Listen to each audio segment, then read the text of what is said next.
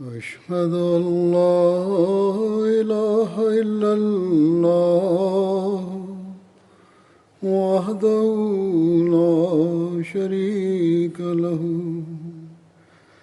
وأشهد أن محمدا عبده ورسوله أما بعد فأعوذ بالله من الشيطان الرجيم بسم الله الرحمن الرحيم الحمد لله رب العالمين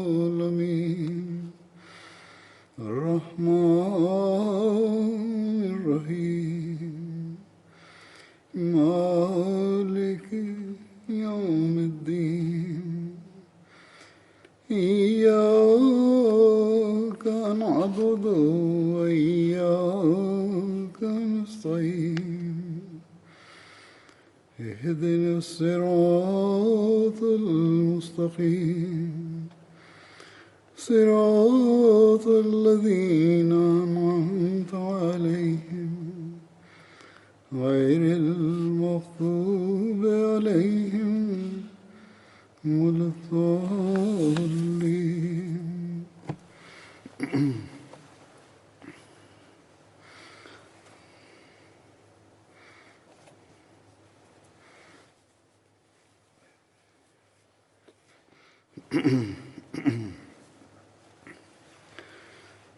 گزشتہ خطبے میں حضرت عبد الرحمن بن عوف کا ذکر ہو رہا تھا اور اس کا کچھ حصہ رہ گیا تھا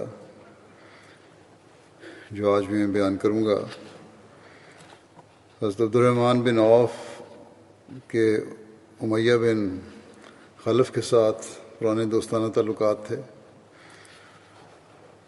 اس کی بابت ایک تفصیلی واقعہ صحیح بخاری میں بیان ہوا ہے جس میں حضرت عبد الرحمن بن عوف بیان کرتے ہیں کہ میں نے امیہ بن خلف کو خط لکھا کہ وہ مکے میں میرے مال اور جائیداد کی حفاظت کرے اور میں اس کے مال و اسباب کی مدینہ میں حفاظت کروں گا.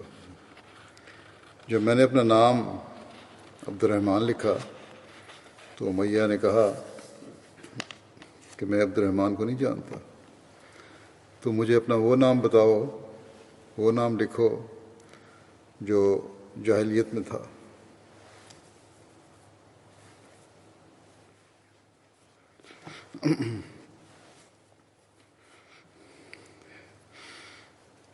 کہتے ہیں کہ اس پر میں نے اپنا نام عبد عمر لکھا.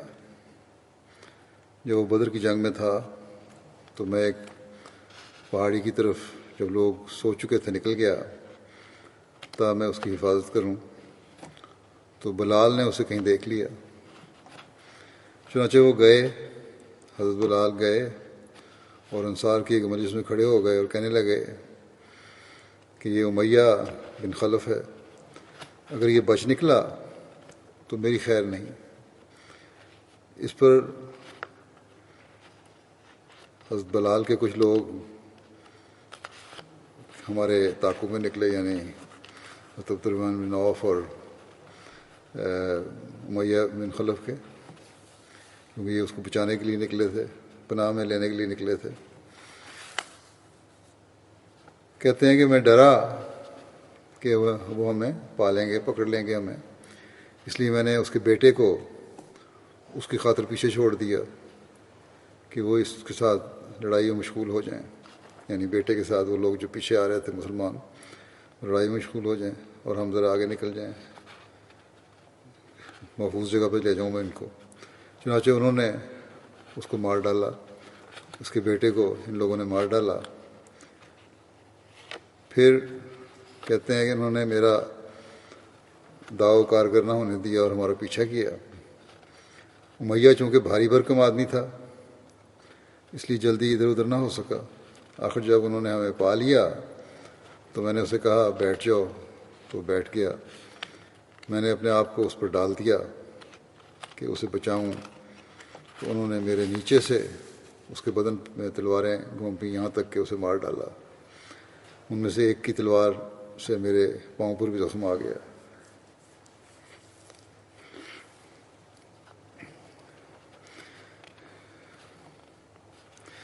تاریخ طبری میں اس کی مزید تفصیل یوں بیان ہے کہ حضرت عبد الرحمن بن عوف بیان کرتے ہیں کہ مکے میں امیہ بن خلف میرا دوست تھا۔ اس وقت میرا نام عبد عمر تھا۔ مکہ ہی میں جب میں اسلام لایا تو میرا نام عبد الرحمن رکھا گیا۔ اس کے بعد وہیں جب کبھی وہ مجھ سے ملتا تو کہتا ہے عبد عمر، کیا تم اپنے باپ کے رکھے ہوئے نام سے اعراض کرتے ہو؟ میں کہتا ہاں۔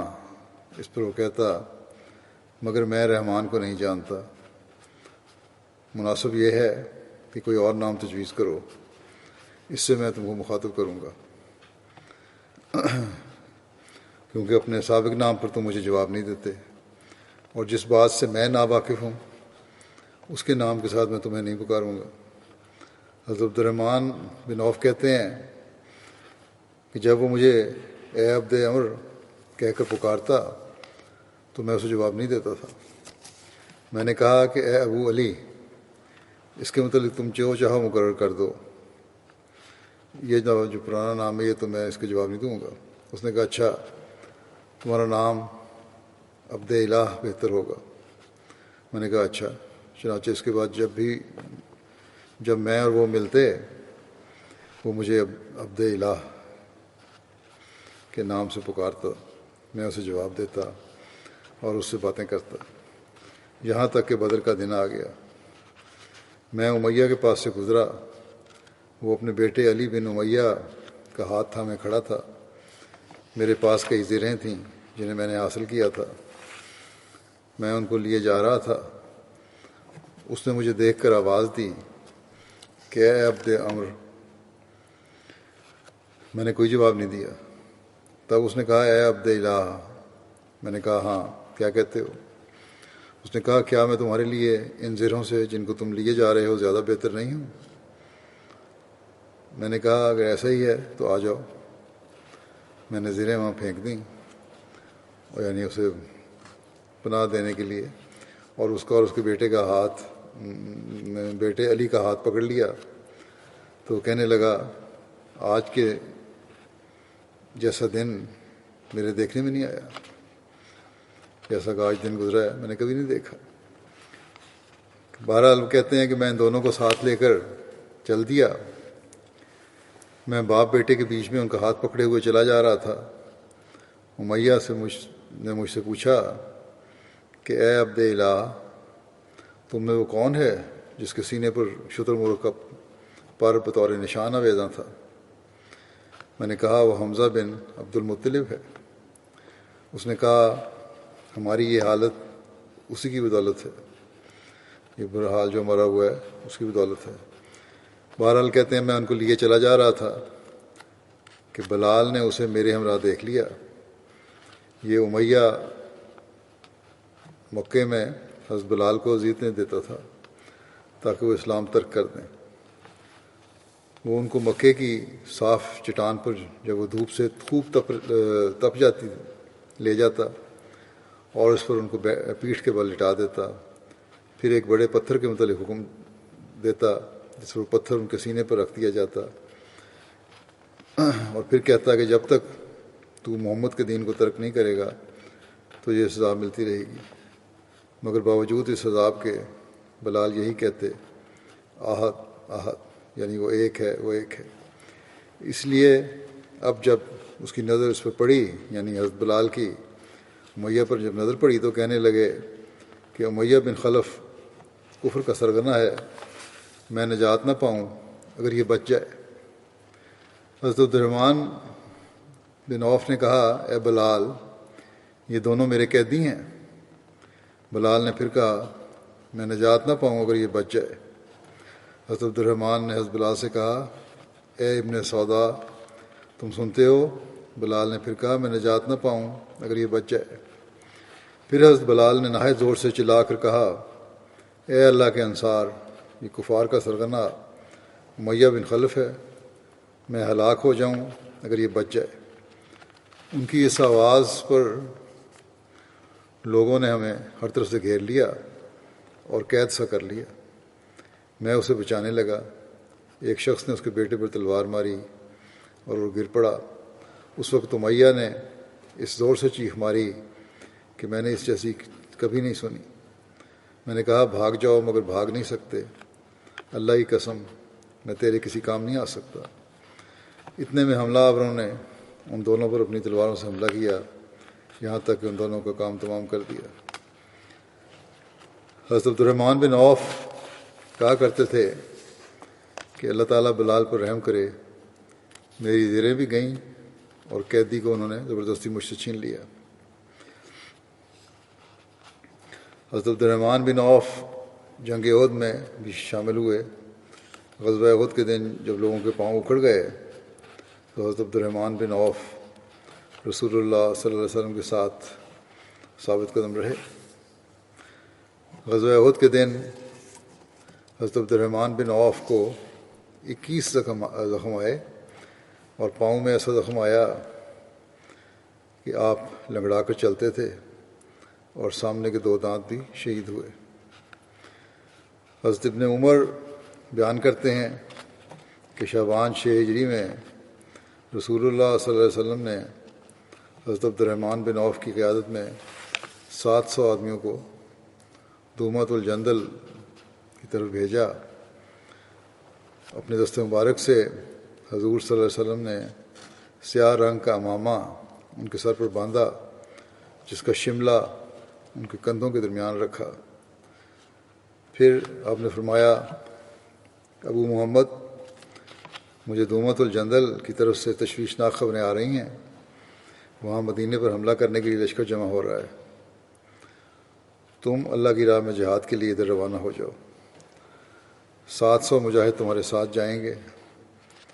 دومۃ الجندل پہنچ کر وہاں کے سردار اور اس کے قبیلہ کلب کو پہلے اسلام کی دعوت دینا، لیکن اگر لڑائی کی نوبت آئے تو دیکھنا کسی کو دھوکہ نہ دینا، خیانت اور بدعہدی نہ کرنا، بچوں اور عورتوں کو قتل نہ کرنا،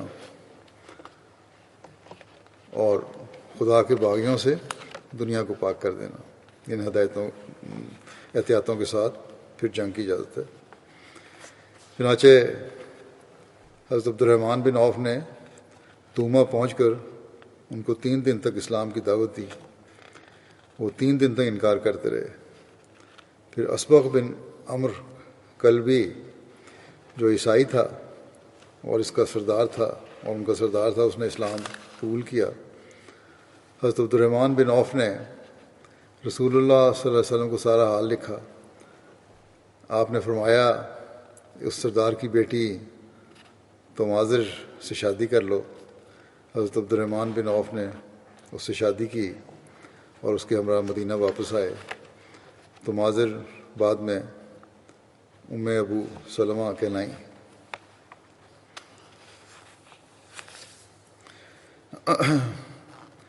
عمر بن عبدالعزیز بیان کرتے ہیں کہ 14 ہجری میں جنگ جسر کے موقع پر حضرت عمر کو جب حضرت عبید بن مسعود کی شہادت کی اطلاع ملی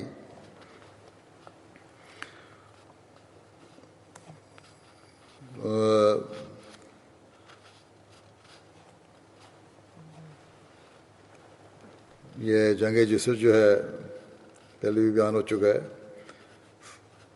فارسیوں کے ایک ہاتھی نے ان کو کچل دیا تھا۔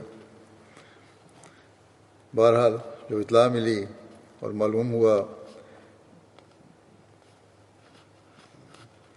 کہ اہل فارس نے آل کسریٰ میں سے ایک شخص کو تلاش کر کے اپنا بادشاہ بنایا ہے، تو آپ نے مہاجرین اور انصار کو دعوت جہاد دی اور مدینہ سے روانہ ہو کر سرار مقام پر قیام کیا۔ مدینہ کے ایک پہاڑ کا نام ہے سرار۔ یہ مدینہ سے 3 میل کے فاصلے پر عراق کے راستے پر واقع ایک جگہ ہے۔ بہرحال وہاں آپ نے قیام کیا اور حضرت طلحہ بن عبید اللہ کو آگے روانہ کیا تاکہ وہ آفس پہنچ جائیں۔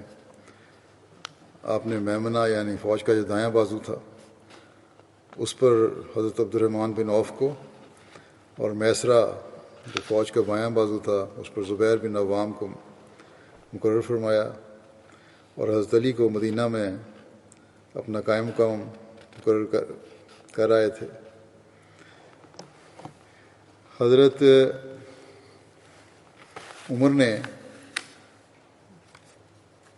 لوگوں سے مشورہ کیا، سب نے آپ کو فارس جانے کا مشورہ دیا۔ یہ جب قافلہ روانہ ہوا تھا تو سرار آنے تک حضرت عمر نے کسی سے مشورہ نہیں کیا تھا، یہاں پہنچ کے آپ نے مشورہ کیا۔ حضرت طلحہ واپس آئے تو وہ بھی ان لوگوں کے ہم خیال تھے، پہلے حضرت طلحہ وہاں نہیں تھے، جب واپس آئے تو انہوں نے کہا ٹھیک ہے آگے جانا چاہیے، مگر حضرت عبد الرحمن ان لوگوں میں سے تھے جنہوں نے آپ کو جانے سے روکا، اور روکنے کی وجہ بیان کرتے ہوئے انہوں نے کہا حضرت عبد الرحمن بن عوف نے کہ آج سے پہلے میں نے نبی کریم صلی اللہ علیہ وسلم کے سوا کسی پر اپنے ماں باپ کو قربان نہیں کیا، اور نہ اس کے بعد کبھی ایسا کروں گا، مگر آج کہتا ہوں کہ اے وہ کہ جس پر میرے ماں باپ فدا ہوں، اس معاملے کا آخری فیصلہ آپ مجھ پر چھوڑ دیں۔ حضرت عمر کو جو خلیفہ تھے حضرت عمر اس وقت، ان کو یہ جواب دیا آپ نے، آپ وہاں یعنی سرار کے مقام پر رک جائیں اور ایک بڑے لشکر کو روانہ فرما دیں۔ شروع سے لے کر اب تک آپ دیکھ چکے ہیں کہ آپ کے لشکروں کے متعلق اللہ تعالیٰ کا کیا فیصلہ رہا ہے۔ اگر آپ کی فوج نے شکست کھائی تو وہ آپ کی شکست کی مانند تو نہ ہوگی، اگر ابتدا میں آپ قتل ہو گئے، یہ انہوں نے کہا پیش کیا جواب، یا شکست کھا گئے تو مجھے اندیشہ ہے کہ پھر مسلمان کبھی تکبیر نہیں پڑھ سکیں گے اور نہ ہی لا الہ الا اللہ کی شہادت دے سکیں گے۔ اس وقت جب یہ ساری باتیں ہو رہی تھیں تو حضرت عمر کسی شخص کی تلاش میں تھے جس کو اس کا فوج کا کمانڈر بنا کے بھیجا جائے۔ اسی دوران ان کی خدمت میں حضرت سعد کا خط آیا، حضرت عمر کی خدمت میں۔ حضرت سعد اس وقت نجد کے صدقات پر مامور تھے۔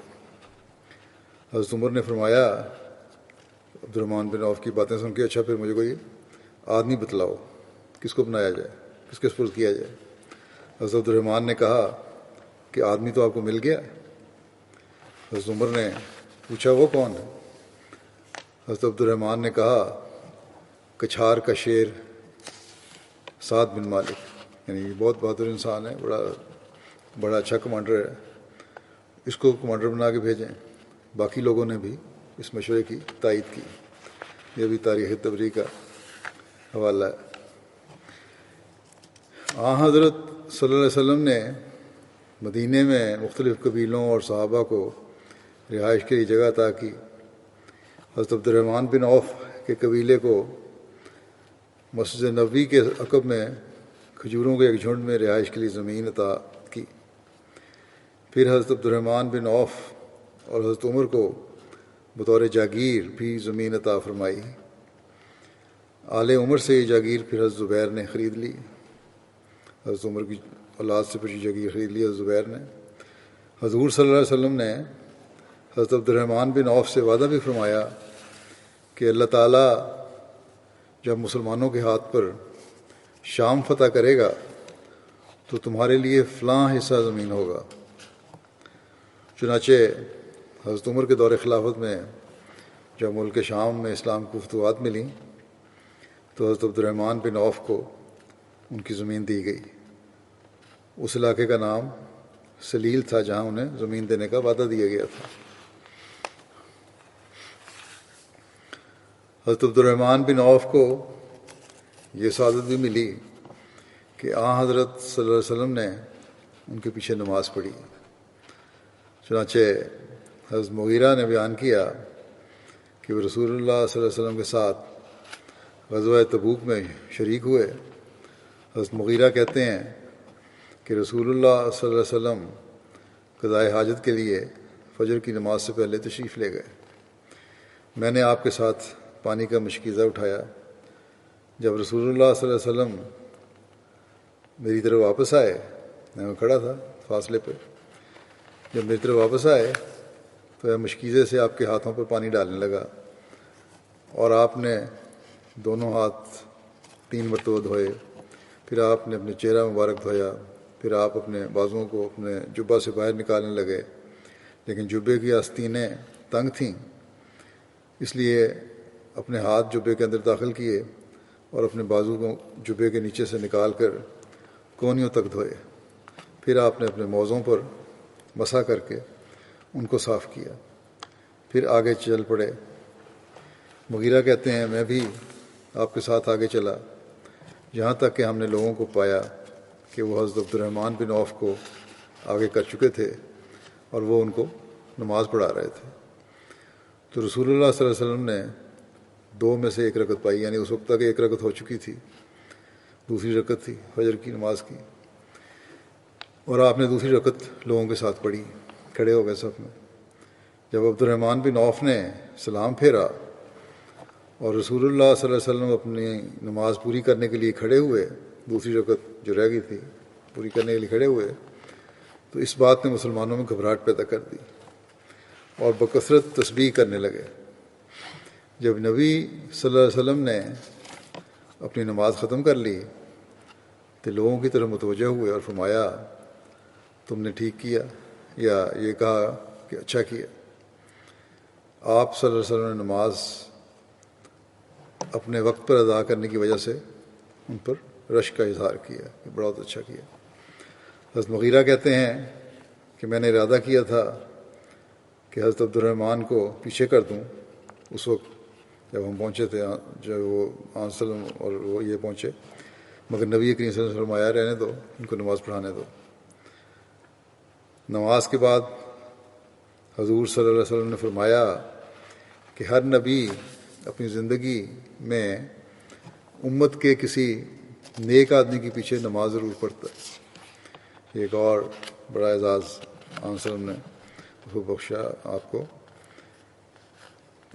نہ صرف کہا کہ بڑا اچھا ہے نماز پڑھائی، بلکہ یہ بھی فرمایا کہ نبی کا میرا تمہارے نیچے نماز پڑھنا اس بات کی بھی تصدیق ہے کہ تم نیک آدمی ہو۔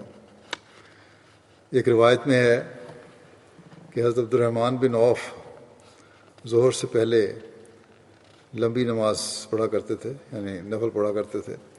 جب اذان سنتے تو فوراً نماز کے لیے تشریف لے آتے۔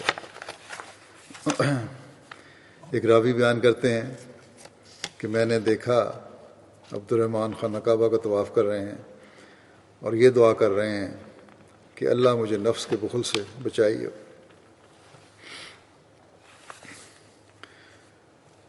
حضرت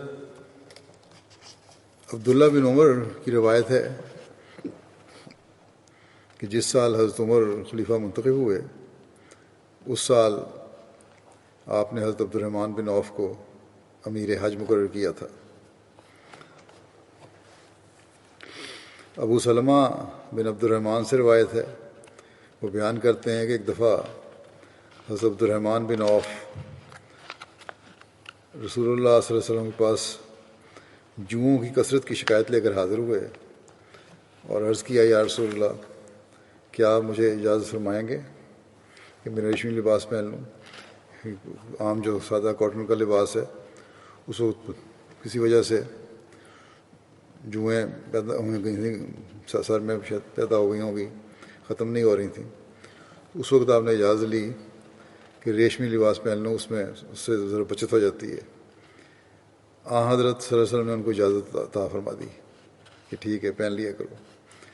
جب حضرت صلی اللہ علیہ وسلم اور حضرت ابوبکر وفات پا گئے اور حضرت عمر خلافت پر متمکن ہوئے تو حضرت عبد الرحمن بن عوف اپنے بیٹے ابو سلمہ کے ساتھ حضرت عمر کے پاس حاضر ہوئے۔ ابو سلمہ نے ریشمی قمیض پہن رکھی تھی۔ حضرت عمر نے فرمایا یہ کیا پہن رکھا ہے؟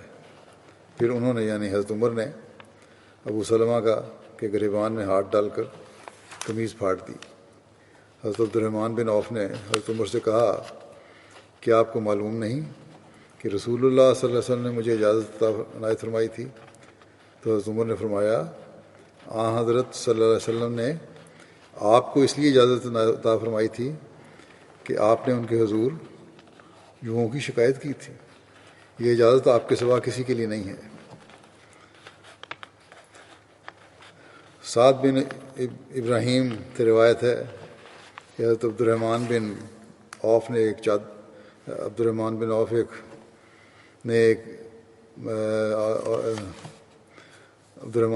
چادر پہنا کرتے تھے، یا کسی وقت ایک چادر پہنی ہوئی تھی جس کی قیمت 400 یا 500 درہم تھی، یعنی ایسے حالات تھے انتہائی قیمتی لباس بھی پہنتے تھے۔ یعنی دیکھیں اللہ تعالیٰ کے فضل، جو ہجرت کی کچھ بھی پاس نہیں تھا لیکن اس کے بعد قیمتی ترین لباس بھی پہنا اور بے شمار جائیداد بھی پیدا کر دی اللہ تعالیٰ نے ان کے لیے۔ حضرت ابوبکر نے اپنے مرض الموت کے وقت حضرت عمر کو اپنے بعد خلیفہ مقرر کر دیا تھا۔ جب آپ نے اس کا ارادہ کیا تھا اس وقت حضرت عبد الرحمن بن عوف کو بلایا اور ان سے کہا کہ بتاؤ عمر کے متعلق تمہاری کیا رائے ہے؟ حضرت عبد الرحمن بن عوف نے کہا اے خلیفہ رسول، وہ اوروں کی بنسبت آپ کی رائے سے بھی افضل ہیں، مگر ان کے مزاج میں ذرا شدت ہے۔ حضرت ابوبکر نے کہا یہ شدت اس وجہ سے تھی کہ وہ مجھ کو نرم دیکھتے تھے، میں بہت نرم تھا، اس لیے وہ ذرا شدت ہے تاکہ معاملہ بیلنس رہے۔ جب معاملہ پھر آپ نے حضرت ابوبکر نے فرمایا کہ جب معاملہ ان کے سپرد ہوگا تو اس قسم کی اکثر باتیں چھوڑ دیں گے، وہ یہ اس میں شدت نہیں دیکھو گے۔ پھر فرمایا اے ابو محمد، میں نے ان کو بغور دیکھا ہے کہ جس وقت کسی شخص پر کسی معاملے میں غضبناک ہوتا تھا، یعنی حضرت ابوبکر فرما رہے ہیں جب مجھے کسی بات پہ غصہ آتا تھا تو عمر مجھ کو اسی پر راضی ہونے کا مشورہ دیتے تھے۔ اس وقت حضرت عمر کا مشورہ نرمی کا ہوتا تھا، اور جب کبھی میں کسی پر نرم ہوتا تھا تو مجھ کو اس پر سختی کرنے کا مشورہ دیتے تھے۔ پھر حضرت ابوبکر نے فرمایا کہ اے ابو محمد، یہ باتیں جو میں نے تم سے کہی ہیں تم ان کا کسی اور سے ذکر نہ کرنا۔ حضرت عبد الرحمن بن عوف نے کہا اچھا۔ فتح مکہ کے بعد جب حضور صلی اللہ علیہ وسلم کی طرف صلی اللہ علیہ وسلم نے مختلف اطراف میں کچھ وفود بھیجے تو حضرت خالد بن ولید کو بنو جزیمہ کی طرف بھیجا۔ بنو جزیمہ نے جاہلیت میں حضرت عبد الرحمن بن عوف کے والد عوف اور حضرت خالد کے چچا فاقہ بن مغیرہ کا قتل کیا تھا۔ حضرت خالد نے وہاں غلطی سے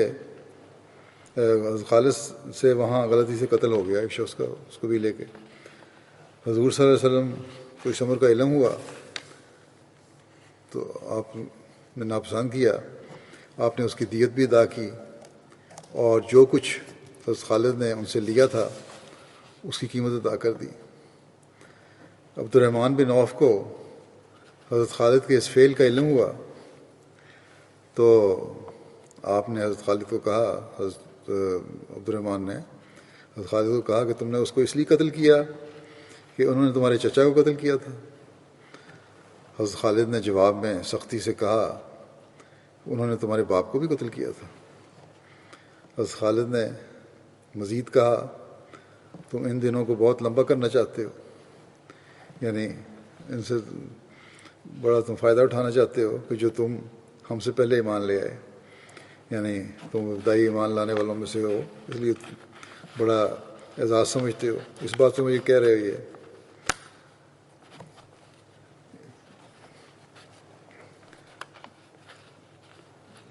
یہ بات نبی اکرم صلی اللہ علیہ وسلم کو پہنچی، کیونکہ حضرت خالد نے ذرا غصے اور ناراضگی کا اظہار کیا تھا۔ آن صلی اللہ علیہ وسلم کو جب یہ بات پہنچی تو آپ نے فرمایا میرے اصحاب کو چھوڑ دو، قسم ہے اس ذات کی جس کے ہاتھ میں میری جان ہے، اگر تم میں سے کوئی احد پہاڑ جتنا سونا بھی خرچ کرے تو ان کے معمولی خرچ کو بھی نہیں پہنچ سکتا۔ یہ بہت بڑا مقام ہے ان لوگوں کا۔ ان ابتدائی صحابہ کی قربانیاں بہت زیادہ تھیں، ان کا مقابلہ ہی نہیں کیا جا سکتا۔ حضرت صلی اللہ علیہ وسلم نے حضرت عبد الرحمن بن عوف کے متعلق فرمایا کہ وہ مسلمانوں کے سرداروں کے سردار ہیں، اور یہ بھی فرمایا کہ عبد الرحمن آسمان میں بھی امین ہے اور زمین میں بھی امین ہے۔ حضرت عبد الرحمن بن عوف ایک دفعہ اتنے سخت بیمار ہوئے کہ غشی طاری ہو گئی، ان کی اہلیہ کے منہ سے چیخ نکل گئی، یعنی کافی بری حالت ہو گئی، اس غم کی حالت ان کی چیخ نکلی۔ بہرحال جب ان کو اس کے بعد بہتری بھی آ گئی صحت میں، طبیعت میں، جب ان کو افاقہ ہوا تو کہنے لگے کہ جب یہ غشی طاری ہوئی تھی تو میرے پاس دو شخص آئے، اس وقت جو نظارہ میں نے دیکھا اس حالت میں دو شخص آئے اور انہوں نے کہا چلو غالب امین ذات کے سامنے تمہارا فیصلہ کراتے ہیں۔ تو ان دونوں کو ایک شخص اور ملا، ایک تیسرا شخص ملا، اور کہنے لگا اسے مت لے جاؤ کیونکہ یہ ماں کے پیٹ سے ہی سعادت مند ہے۔ یہ نظارہ حضرت عبد الرحمن نے اپنے بارے میں دیکھا۔ نوفل بن ایاس حذلی کہتے ہیں کہ حضرت عبد الرحمن بن عوف ہماری مجلس میں بیٹھا کرتے تھے، وہ بہترین ساتھی تھے۔ ایک دن وہ ہمیں اپنے گھر لے گئے، غسل کر کے باہر آئے اور ہمارے پاس ایک برتن لائے جس میں روٹی اور گوشت تھا۔ پھر پتہ نہیں کیا ہوا کہ رونے لگے۔ ہم نے پوچھا ابو محمد آپ کیوں رو رہے ہیں؟ کہنے لگے کہ رسول اللہ صلی اللہ علیہ وسلم اس حال میں دنیا سے رخصت ہوئے کہ آپ صلی اللہ علیہ وسلم اور آپ کے اہل خانہ جو کی روٹی سے سیر نہیں ہوتے ہوئے، یعنی جو کی روٹی بھی پوری طرح نہیں ملتی تھی۔ پھر فرمایا کہ میں نہیں سمجھتا کہ جس چیز کے لیے ہمیں تاخیر ملی وہ ہمارے لیے بہتر ہو، یعنی ہمیں جو اتنا عرصہ زندہ رہنے کا موقع ملا ہے یہ ہمارے لیے بہتر ہے یا کوئی ابتلا یا امتحان ہے۔ یہ تھے صحابہ کے جذبات، ایک تو اللہ تعالیٰ کا خوف اور حضرت صلی اللہ علیہ وسلم اور آپ کے گھر والوں کے لیے جذبات کا اظہار۔ انہی جذبات کا یہ صرف حضرت صلی اللہ علیہ وسلم اور آپ کے خاندان سے تعلق نہیں تھا بلکہ صحابہ کے لیے بھی آپس میں اظہار ہوتا تھا اس موصلی محبت کا جو آپس میں صحابہ کو تھی ایک دوسرے سے۔ حضرت عبد الرحمن بن عوف کے پاس ایک واقعہ آتا ہے اسی ضمن میں کہ حضرت عبد الرحمن بن عوف کے پاس ایک روز افطاری کے وقت کھانا لایا گیا، انواع و اقسام کے کھانے۔ جب دسترخوان کی زینت بنے تو حضرت عبد الرحمن نے ایک لقمہ اٹھایا، مختلف قسم کے کھانے آئے اور ایک لقمہ اس میں سے آپ نے ایک دفعہ کھانے کے لیے اٹھایا جب تو لقمہ منہ میں ڈالا تو رکت طاری ہو گئی، اور یہ کہہ کر کھانے سے ہاتھ اٹھا لیے کہ مصعب بن عمیر احد میں شہید ہوئے، وہ ہم سے بہتر تھے، ان کی چادر کا ہی کفن پہنایا گیا، یعنی کفن کی کے لیے کپڑا نہیں تھا، جو چادر انہوں نے اوڑھی ہوئی تھی اسی کا کفن پہنایا گیا۔ اور اس کفن کی کیا حالت تھی؟ اگر پاؤں ڈھانکتے تو سر ننگا ہو جاتا تھا، سر ڈھانکتے تھے تو پاؤں ننگے ہو جاتے تھے۔ پھر کہنے لگے حضرت عبد الرحمن کہ حمزہ شہید ہوئے، وہ بھی مجھ سے بہتر تھے، لیکن ہمیں مالی فراخی اور دنیاوی آسائش عطا کی گئی اور ہمیں اس سے حصہ وافر ملا۔ مجھے ڈر ہے کہ ہماری نیکیوں کا اجر ہمیں جلد اس دنیا میں مل گیا۔ اس کے بعد وہ رونے لگے اور کھانا چھوڑ دیا۔ یہ خوف تھا اللہ تعالیٰ کا، یہ خشیت تھی۔ ام المومنین حضرت ام سلمہ سے روایت ہے کہ ان کے پاس حضرت عبد الرحمن بن عوف آئے اور کہا کہ اے میری ماں، مجھے اندیشہ ہے کہ مال کی کثرت مجھے ہلاک نہ کر دے، کیونکہ میں قریش میں سب سے زیادہ مالدار ہوں۔ انہوں نے جواب دیا، بیٹا خرچ کرو، یعنی اللہ تعالیٰ کی راہ میں خرچ کرو، تو کوئی ہلاکت کا سوال نہیں، کیونکہ میں نے رسول اللہ صلی اللہ علیہ وسلم کو یہ کہتے ہوئے سنا ہے کہ میرے بعض ساتھی ایسے بھی ہوں گے کہ میری ان سے جدائی کے بعد دوبارہ مجھے کبھی نہیں دیکھ سکیں گے، یعنی اس مقام پہ نہیں پہنچ سکیں گے، بعض لوگ ایسے ہوں گے۔ حضرت عبد الرحمن بن عوف جب باہر نکلے تو راستے میں حضرت عمر سے ملاقات ہو گئی۔ انہوں نے حضرت عمر کو یہ بات بتائی تو حضرت عمر خود حضرت ام سلمہ کے پاس آئے اور کہا کہ میں آپ کو اللہ تعالیٰ کی قسم دے کر پوچھتا ہوں کہ مجھے بتائیے کہ کیا میں ان میں سے ہوں جو آپ نے بتایا تھا کہ مجھ سے نہیں ملیں گے، آنسر نے فرمایا کہ جو حضرت صلی اللہ علیہ وسلم کو دوبارہ نہیں دیکھ سکیں گے، میں ان میں سے ہوں؟ حضرت ام سلمہ نے فرمایا نہیں۔ حضرت عمر کو فرمایا کہ نہیں، آپ ان میں سے نہیں ہیں، لیکن آپ کے بعد میں کسی کے متعلق یہ نہیں کہہ سکتی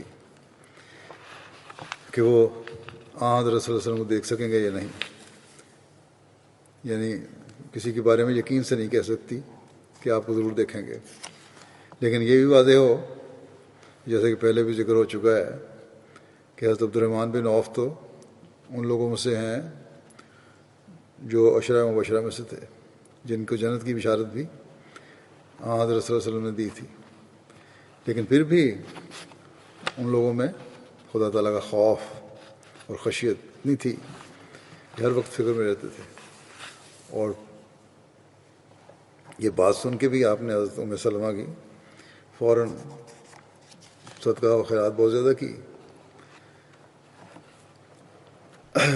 ایک روایت ہے حضرت حضرت عبداللہ بن عباس بیان کرتے ہیں کہ جب حضرت عمر شام کی طرف نکلے، جہاں تک کہ وہ سرغ مقام پر پہنچے، سرغ جو ہے وہ شام اور حجاز کے سرحدی علاقے میں واقع وادی تبوک کی ایک بستی کا نام ہے، جو مدینہ سے 13 راتوں کی مسافت پر ہے، یعنی اس جو سواریوں کا انتظام تھا 13 راتیں مسلسل چلتے رہیں تو اتنی مسافت تھی اس کی۔ وہاں پہنچے تو آپ کی ملاقات فوجوں کے کمانڈر حضرت ابو عبیدہ بن جراح اور ان کے ساتھیوں سے ہوئی۔ یہ واقعہ 18 ہجری میں حضرت عمر کے دور خلافت میں شام کی فتوحات کے بعد کا ہے۔ ان لوگوں نے حضرت عمر کو بتایا کہ شام کے ملک میں طاعون کی وبا پھوٹ پڑی ہے۔ حضرت ابن عباس کہتے ہیں کہ حضرت عمر نے کہا کہ میرے پاس مشورے کے لیے اولین مہاجرین کو بلاؤ، شروع کے جو مہاجرین ہیں ان کو بلاؤ، کیا مشورہ دیتے ہیں وہ۔ حضرت عمر نے ان سے مشورہ کیا، مگر مہاجرین میں اختلاف رائے ہو گئی۔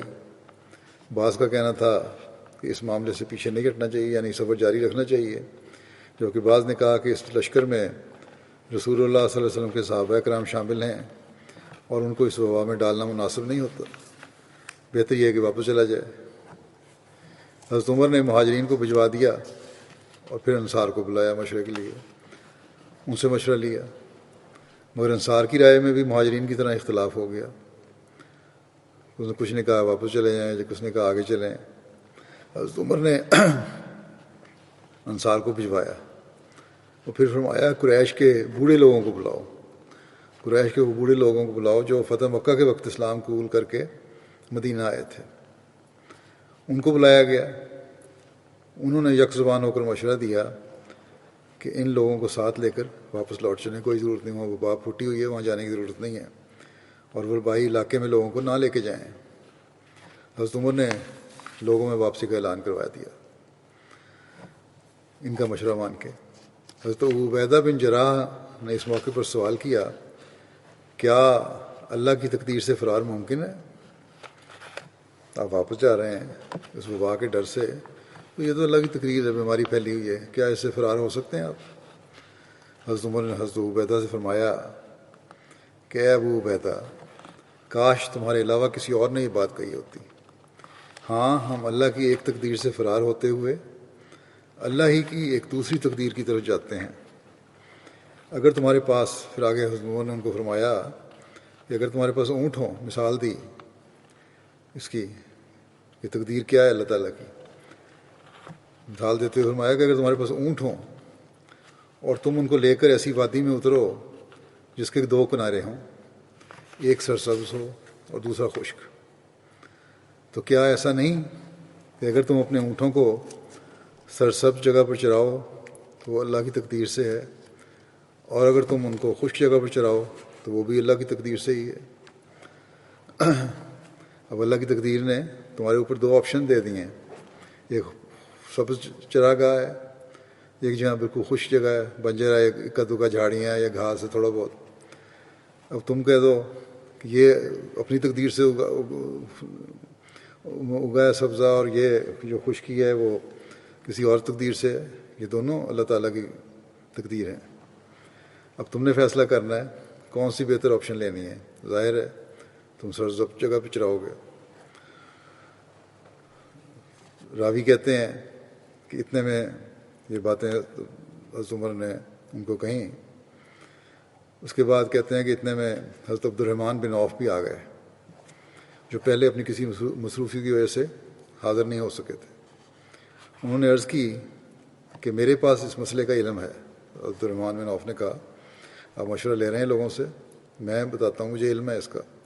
میں نے رسول اللہ صلی اللہ علیہ وسلم کو یہ فرماتے ہوئے سنا ہے کہ جب تم کسی جگہ کے بارے میں سنو کہ وہاں کوئی وبا پھوٹ پڑی ہے تو وہاں مت جاؤ، اور اگر کوئی مرض کسی ایسی جگہ پر پھوٹ پڑے جہاں تم رہتے ہو تو وہاں سے فرار ہوتے ہوئے باہر مت نکلو۔ جہاں وبا پھوٹ پڑی ہے وہاں جانا نہیں، اور جس علاقے میں رہتے ہو اور وہاں وبا ہے پھر وہاں سے باہر نہ نکلو، اور اس اپنے آپ کو وہیں رکھو تاکہ وہ مرض یا وبا جو ہے وہ باہر دوسرے لوگوں میں نہ پھیلے۔ آج کل دنیا اس پر جو عمل کر رہی ہے لاک ڈاؤن میں، جنہوں نے وقت پہ کیا وہاں کافی حد تک اس کو محدود کر لیا، کنٹین کر لیا بیماری کو۔ جہاں نہیں کر سکے اور لاپرواہی کی تو وہاں یہ پھیلتی جا رہی ہے۔ بہرحال یہ بنیادی نقطہ حضرت صلی اللہ علیہ وسلم نے شروع میں اپنے صحابہ کو بتا دیا۔ اس پر حضرت عمر نے اللہ تعالیٰ کی تعریف بیان کی اور واپس لوٹ گئے۔ حضرت مسور بن مخرمہ بیان کرتے ہیں کہ حضرت عمر بن خطاب جب صحیح حالت میں تھے تو آپ سے درخواست کی جاتی کہ آپ کسی کو خلیفہ مقرر فرما دیں، لیکن آپ انکار فرماتے۔ پھر ایک روز آپ ممبر پر تشریف لائے اور چند باتیں کہیں اور فرمایا اگر میں مر جاؤں تو تمہارا معاملہ ان 6 افراد کے ذمہ ہوگا جنہوں نے رسول اللہ صلی اللہ علیہ وسلم کو اس حالت میں چھوڑا ہے جبکہ آپ ان سب سے راضی تھے۔ حضرت علی بن ابو طالب اور آپ کے نظیر حضرت زبیر بن عوام، حضرت عبد الرحمن بن عوف اور آپ کے نظیر حضرت عثمان بن عفان اور حضرت طلحہ بن عبید اللہ اور آپ کے نظیر حضرت سعد بن مالک۔ فرمایا خبردار، میں تم سب کو فیصلہ کرنے میں اللہ کا تقوی اختیار کرنے اور تقسیم میں انصاف اختیار کرنے کا حکم دیتا ہوں۔ ابو جعفر بیان کرتے ہیں کہ حضرت عمر بن خطاب نے شورا کے اراکین سے کہا کہ اپنے معاملے میں آپس میں مشورہ کرو، پھر اگر 2 ہوں تو پھر دوبارہ مشورہ کرو، اور اگر 4 اور 2 ہوں تو اکثریت کی تعداد کو اختیار کرو۔ زید بن اسلم اپنے والد سے بیان کرتے ہیں کہ حضرت عمر نے فرمایا اگر 3 اور 3 کی رائے متفق ہو جائے تو جس طرف حضرت عبد الرحمن بن عوف ہوں گے اس طرف کے لوگوں کی سنو اور اطاعت کرو۔ عبد الرحمن بن سعید بیان کرتے ہیں کہ جب حضرت عمر رضی اللہ عنہ زخمی ہوئے تو آپ نے فرمایا صہیب تم لوگوں کو نماز پڑھائیں گے، یعنی حضرت صہیب کو امام الصلاۃ مقرر کیا، اور یہ بات آپ نے 3 مرتبہ کہی۔ اپنے اس معاملے میں مشاورت کرو، اور یہ معاملہ ان 6 افراد کے سپرد ہے۔ جو شخص تمہارے حکم میں تردد کرے، یعنی جو تمہاری مخالفت کرے، تو اس کی گردن اڑا دو۔ اگلا جو ضرورت پڑے، جو انتخاب خلافت ہو، تو ان 6 افراد پر ہوگا۔ اس وقت تک حضرت صہیب جو ہیں وہ امامت کراتے رہیں گے۔ حضرت انس بن مالک بیان کرتے ہیں کہ حضرت عمر نے اپنی وفات سے کچھ گھڑی قبل حضرت ابو طلحہ کی طرف پیغام بھیجا اور فرمایا، اے ابو طلحہ، تو اپنی قوم انصار میں سے 50 افراد کو لے کر ان اصحاب شورا کے پاس چلے جاؤ اور انہیں 3 دن تک نہ چھوڑنا، یہاں تک کہ وہ اپنے میں سے کسی کو امیر نہ منتخب کر لیں۔ اے اللہ، تو ان پر میرا خلیفہ ہے۔ اسحاق بن عبداللہ بیان کرتے ہیں کہ حضرت ابو طلحہ اپنے ساتھیوں کے ہمراہ کچھ دیر حضرت عمر کی قبر پر رکے، پھر اس کے بعد اصحاب شورا کے ساتھ رہے۔ پھر جب ان اصحاب شورا نے اپنا معاملہ حضرت عبد الرحمن بن عوف کے سپرد کر دیا کہ وہ اختیار رکھتے ہیں کہ جس کو بھی امیر مقرر کر دیں، تو حضرت ابو طلحہ اپنے ساتھیوں سمیت اس وقت تک حضرت عبد الرحمن بن عوف کے گھر کے دروازے پر رہے جب تک کہ حضرت عثمان کی بیعت نہ کی گئی۔ حضرت سلمہ بن ابو سلمہ اپنے والد سے روایت کرتے ہیں کہ سب سے پہلے حضرت عبد الرحمن بن عوف نے حضرت عثمان کی بیعت کی، پھر اس کے بعد حضرت علی نے۔ حضرت عمر کے آزاد کردہ غلام عمر بن عمیرہ اپنے دادا سے روایت کرتے ہیں کہ سب سے پہلے حضرت علی نے حضرت عثمان کی بیعت کی، پھر اس کے بعد سب لوگوں نے بیعت کی۔ بخاری کی ایک یہ بھی روایت ہے کہ جب حضرت عمر پر نماز کے شروع میں ہی جب اللہ اکبر آپ نے کہا اور کھڑے ہوئے پڑھانے کے لیے حملہ ہوا قاتلانہ، اس زخمی حالت میں حضرت عمر نے حضرت عبد الرحمن بن عوف کا ہاتھ پکڑ کر، وہ قریب تھے، امامت کے لیے آگے کر دیا، اور اس وقت حضرت عبد الرحمن بن عوف نے مختصر نماز پڑھائی۔ حضرت مسلم موعود حضرت عثمان کی خلافت کے انتخاب کے موقع پر حضرت عبد الرحمن بن عوف کا کردار بیان کرتے ہوئے یوں فرماتے ہیں، پہلی 2 روایتیں آئی ہیں ان سے ایک جگہ صرف یہ اختلاف ہے، باقی تو وہی باتیں ہیں۔ بہرحال حضرت مسلم موعود فرماتے ہیں کہ حضرت عمر جب زخمی ہوئے اور آپ نے محسوس کیا کہ اب آپ کا آخری وقت قریب ہے، تو آپ نے 6 آدمیوں کے متعلق وصیت کی کہ وہ اپنے میں سے ایک کو خلیفہ مقرر کر لیں۔ وہ 6 آدمی یہ تھے: حضرت عثمان، حضرت علی، حضرت عبد الرحمن بن عوف، حضرت سعد بن وقاص، حضرت زبیر اور حضرت طلحہ۔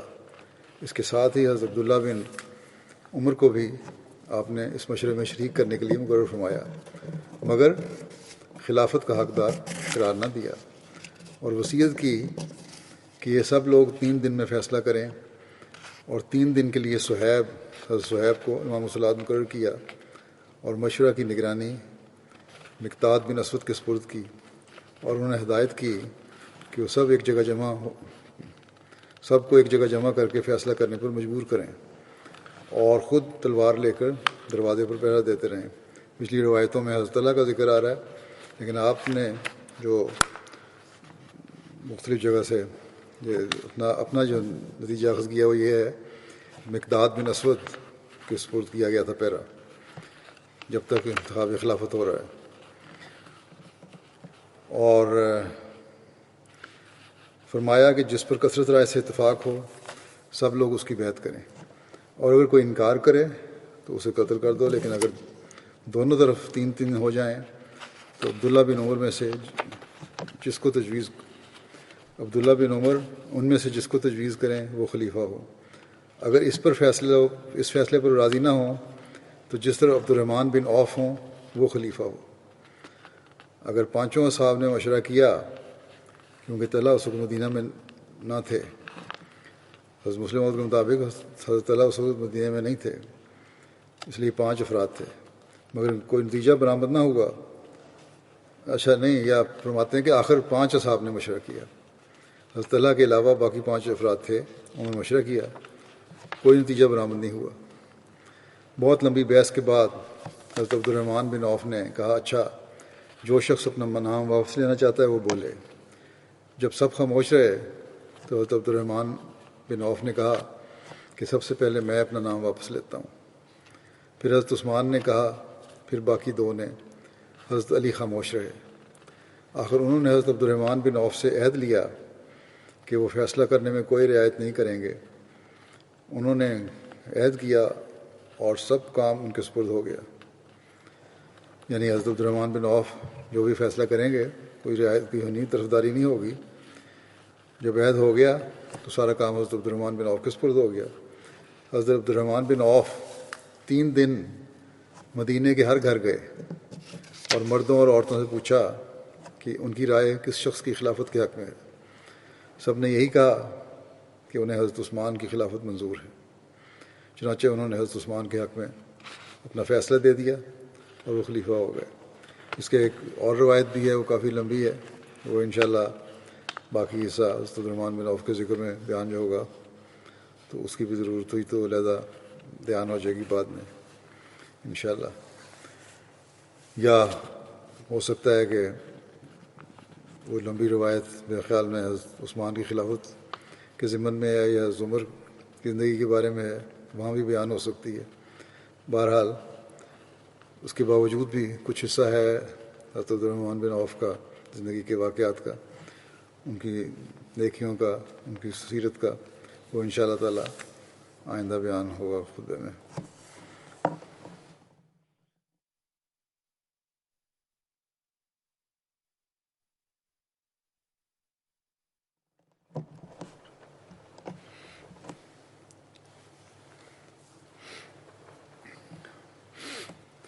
الحمد لله نحمده ونستعينه ونستغفره ونؤمن به ونتوكل عليه ونعوذ بالله من شرور أنفسنا ومن سيئات أعمالنا من يهده الله فلا مضل له ومن يضلله فلا هادي له ونشهد أن لا إله إلا الله ونشهد أن محمدا عبده ورسوله عباد الله رحمكم الله إن الله يأمر بالعدل والإحسان وإيتاء ذي القربى وينهى عن الفحشاء والمنكر والبغي يعظكم لعلكم تذكرون اذكروا الله يذكركم وادعوه يستجب لكم ولذكر الله أكبر